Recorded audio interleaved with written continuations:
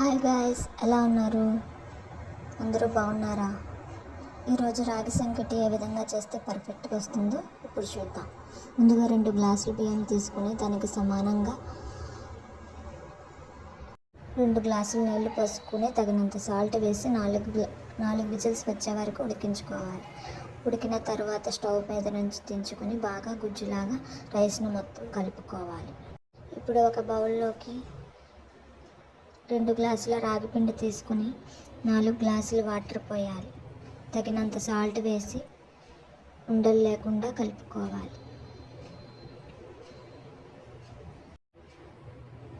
ఇప్పుడు ఉడికించుకొని పక్కన పెట్టుకున్న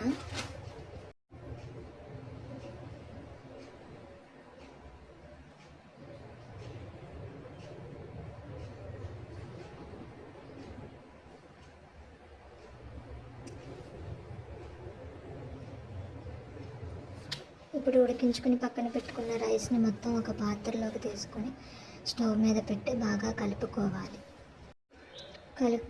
కలుపుకున్న తర్వాత మనం కలిపిన రాగిపిండి మిశ్రమాన్ని వేస్తూ ఉండలు లేకుండా బాగా కలుపుకోవాలి. చూసారా, ఈ విధంగా కలుపుకుంటూ ఉంటే చిక్కబడుతుంది.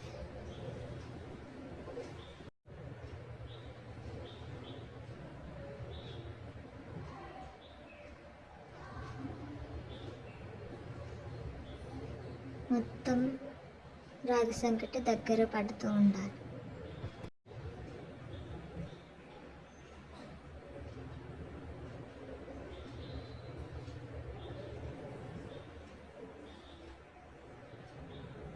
చూసారా ఏ విధంగా వచ్చిందో?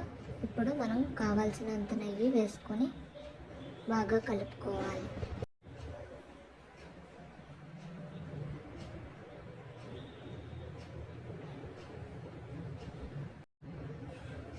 నెయ్యి ఎక్కువగా వేయటం వలన రాగి సంకటి టేస్ట్ అనేది వస్తుంది.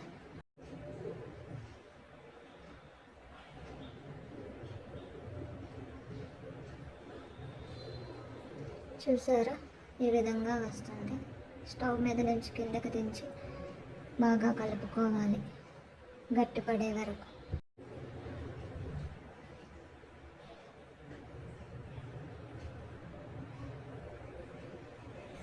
ఈ విధంగా మూత పెట్టి కాసేపు ఉంచి దించుకోవాలి. దించుకున్న తర్వాత ఒక లోతు పాత్ర తీసుకొని లేదా లోతు గిన్నె, అందులో కాస్త నెయ్యి వేసుకొని ఒక ఉండలాగా చుట్టుకోవాలి. చూడండి, ఈ విధంగా కలుపుకుంటే మనకి షేప్లో అనేది వస్తుంది. మటన్ పాయతో ఇలా సర్వ్ చేసుకుంటే చాలా టేస్టీగా అనేది ఉంటుంది.